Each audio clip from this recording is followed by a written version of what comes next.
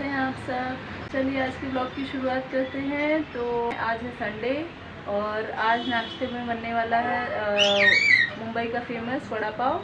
Actually बहुत दिन से सब खा खा के वही नाश्ता बोर हो गए थे। ये हो रहा था पोहा बनेगा, उपमा बनेगा, यही सब बन रहा था, कुछ अलग नहीं बन रहा था। तो मैंने सोचा चलो आज थोड़ा सा चेंज कर देते हैं और सबको कुछ अच्छा खिला देते हैं।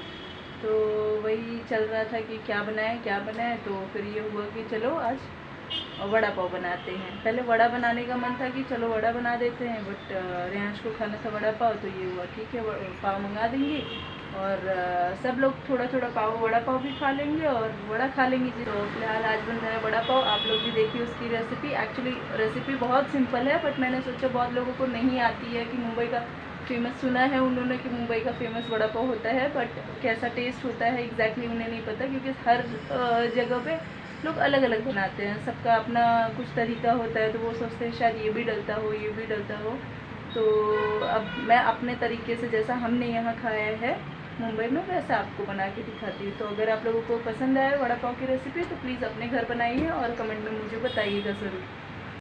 सबसे पहले हम बनाने जा रहे हैं स्टफिंग वड़ा की। तो यहाँ पर स्टफिंग के लिए मैंने कढ़ाई चढ़ा दी है और आलू पहले ही बॉईल करके रखे थे। तो मैंने कढ़ाई में डाला है रिफाइंड ऑयल थोड़ा सा और सरसों के दाने, और इसी में डाला है हींग और थोड़ा सा डाला है कड़ी पत्ता। तो कड़ी पत्ता डालने के बाद मैंने तड़का लगा दिया। अब यहाँ पर कूट कर रखा था मैंने लहसुन और मिर्ची, थोड़ा सा नमक डाल के कूटा था क्योंकि मैंने खलबट्टे में कूटा था, तो इसलिए यहाँ पर रेडी करके रखा था, वही मैंने अभी जस्ट डाला है। और उसको हल्का सा सौटे करेंगे, मिलाएंगे, उसे चलाएंगे। और उसके बाद फिर यहाँ पे हल्का सा होने लगे तो इसमें थोड़ी हल्दी डाली, ज़्यादा नहीं, क्योंकि ये ज़्यादा पीला नहीं होता है, एकदम हल्का लाइट पीला होता है, तो इसलिए थोड़ी सी हल्दी डाली है। अब इसके बाद देखिए मैं जा रही हूँ डालने आलूओं को।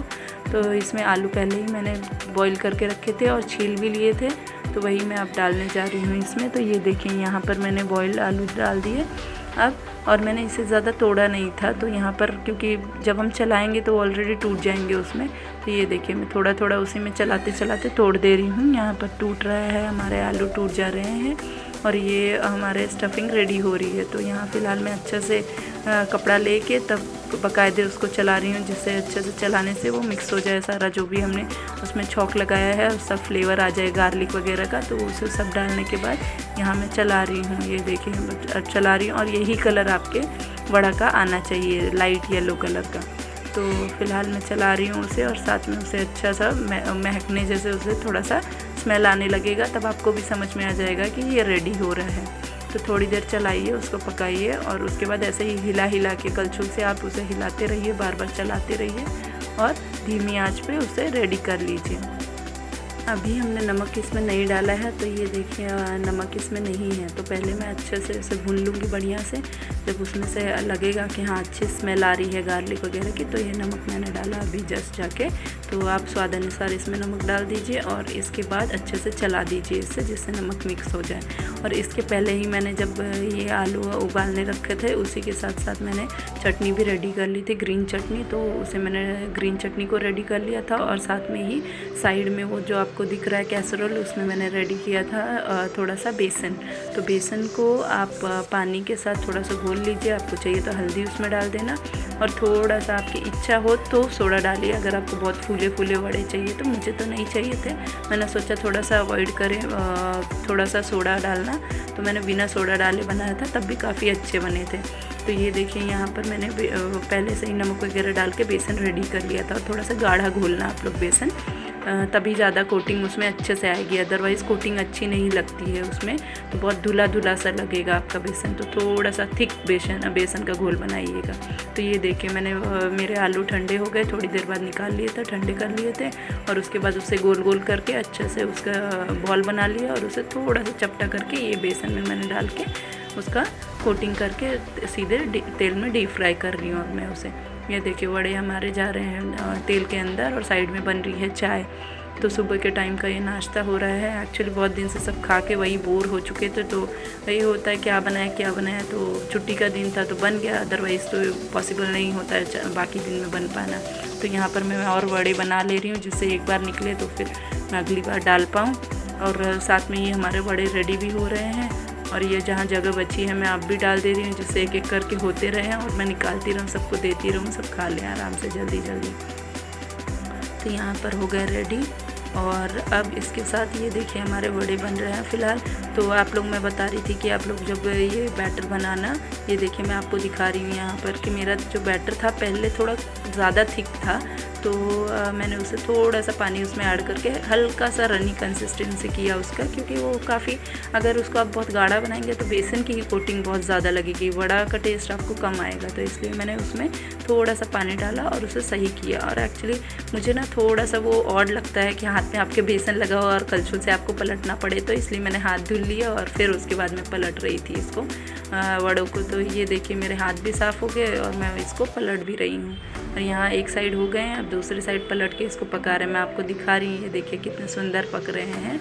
तो यहाँ पर हमारे वड़े रेडी हो रहे हैं। और जब आप लोग बनाना इसे तो ध्यान रखना कि आपको जितनी मिर्ची चाहिए हो वड़ों में उतनी आप डालें। मैंने मिर्ची थोड़ी सी कंपैरेटिवली कम रखी थी, क्योंकि घर में बच्चे भी खाएंगे, तो इसलिए मैंने थोड़ी सी मिर्ची कम ही रखती हूँ नॉर्मली मैं। तो चटनी तीखी कर देती हूँ, जिससे जैसे खाना है उसके हिसाब से खा ले। और इसके साथ ही मैंने जब सर्व किया था तो उसके साथ मैंने मीठी चटनी भी दी थी, जो सोट की चटनी मैंने बनाई थी, सोट और इमली की डालकर। तो वो काफ़ी अच्छी चटनी मैंने बनाई थी ये होली के टाइम पे, तो एक्स्ट्रा बन गई थी, तो मैंने उसे कांच के जार में रख दिया था फ्रिज के अंदर, तो वो भी बची थी, तो सबको उसी के साथ ये सर्व कर दिया, तीखी चटनी और मीठी चटनी के साथ। और मैं बार बार चेक कर रही हूँ कि रिकॉर्ड हो रहा है या नहीं। और बगल में चाय बन रही है, तो उसमें गया था दूध। और अब चाय रेडी हो जाएगी, जब तक सब खाएंगे वड़ों को तो तब तक रेडी हो जाएगी। और ये देखिए तीखी चटनी, मीठी चटनी सोट वाली, और ये रहा वड़ा।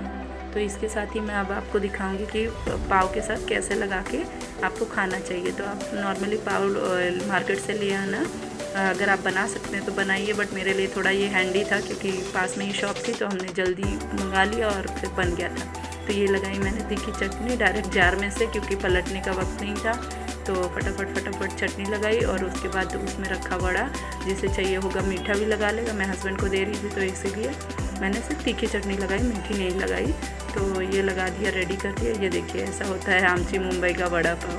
तो ये फ़िलहाल हमारी वड़ा पाव की थाली रेडी हो गई। जिसको जैसा मीठा तीखा खाना होगा ऐसा खाएगा। तो मैंने हस्बैंड को दे दिया। और ये देखिए यहाँ वेदा खेल रही हैं, मम्मी कुछ अपना काम कर रही थी तो उनका फ़ोन में मैंने वीडियो चला के छोड़ दिया था। तो यहाँ पर वेदा उसको देख रही हैं कि स्क्रीन पे कुछ चल रहा है और आवाज़ आ रही है, तो वो इसमें घुटनों के बल दौड़ के जा रही थी फ़ोन को लेने।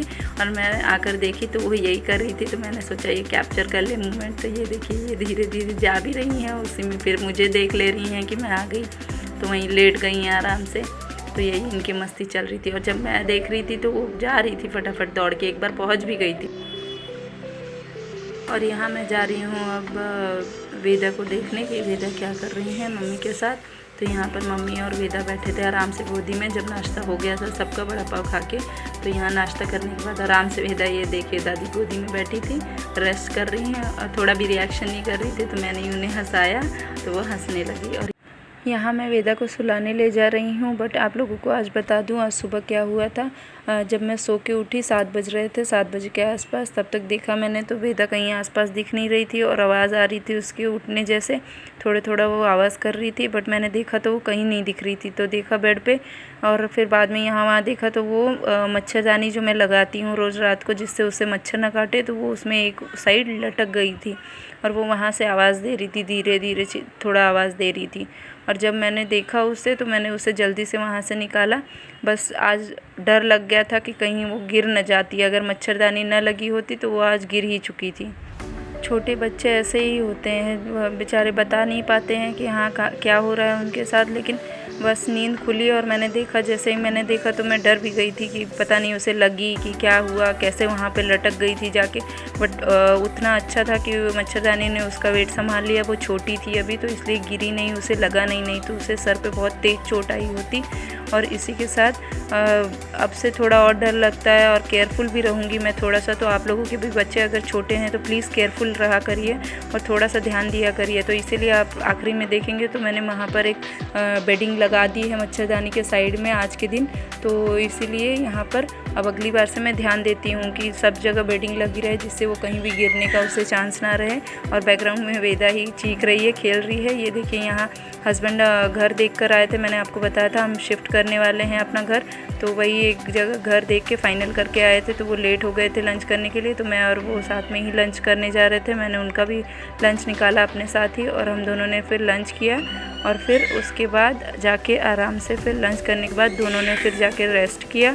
वो अपना रेस्ट कर रहे थे क्योंकि उन्हें रियांश को ले आने जाना था क्रिकेट कोचिंग से, तो वहाँ से वो ले आने जाते, तो वही आज लंच में काफ़ी देर हो गई थी। तो मम्मी ने कर लिया था लंच, सब ने कर लिया था, बेटे ने, बस हम ही दोनों रह गए थे। तो उन्होंने जब कॉल किया तो पता लगा कि वो भी आ ही रहे हैं, तो मैंने कहा ठीक है वेट कर लेते हैं और साथ में ही दोनों जन खा लेते हैं लंच। तो आज सुबह जब मैंने हस्बैंड को बताया कि ऐसा ऐसा हो गया तो वो भी एक बार डर ही गए थे। तो फिर उसके बाद जैसे ही वो ये हुआ कि अब से पूरे बेड पे आसपास मच्छरदानी तो रोज़ लगेगी ही, लेकिन आसपास बेडिंग लगाना ज़रूरी हो गया, क्योंकि वेदा बड़ी हो रही है तो आजकल घुटनों के बल आती रहती है, तो यही उसका चलता रहता है। ये देखिए यहाँ पर बन गई है, रेडी हो गई थाली हस्बैंड की और मेरी। तो रोटी बनी थी, भिंडी की सब्ज़ी और दाल बनी थी, तो हम दोनों जा रहे थे खाने। फिर हस्बैंड ने रेस्ट किया और बेटी को ये घुमाने जा रहे हैं लेकर। तो ये देखिए वो वेदा जा रही है। वेदा बाय बाय बाय बाय, गुम्मू करके आओ, बाय बाय।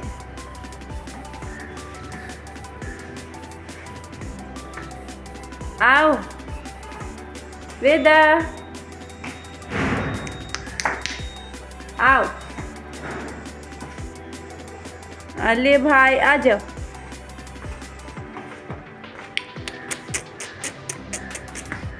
आओ वापस आओ, वापस आओ। अले ये तो प्रोग्राम चौपट हो गया, बिट्टी का प्रोग्राम चौपट हो गया।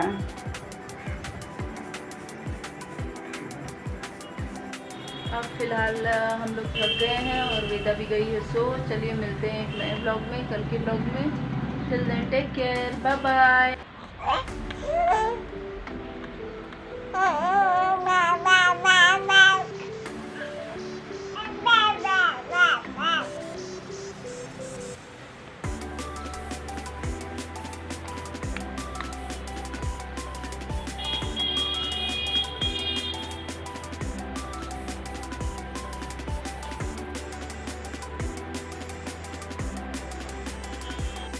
और ये देखिए वेदा रात में सब घर में सो चुके हैं और ये आराम से अपने कपड़े के बटन वगैरह खोल के आराम से बेड पे खेल रही हैं।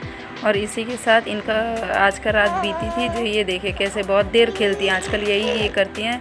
जब बिस्तर पे आएंगी तो खूब देर खेलेंगी, जब थक जाएंगी फिर दूध पिएंगी और सो जाएंगी। तो ये है हमारा नॉर्मल एक रूटीन जो आज मैंने आप लोगों के साथ शेयर किया है। अगर ये वाला ब्लॉग पसंद आए तो प्लीज़ लाइक करें, शेयर करें और सब्सक्राइब करें ज़रूर से ज़रूर। Bye bye.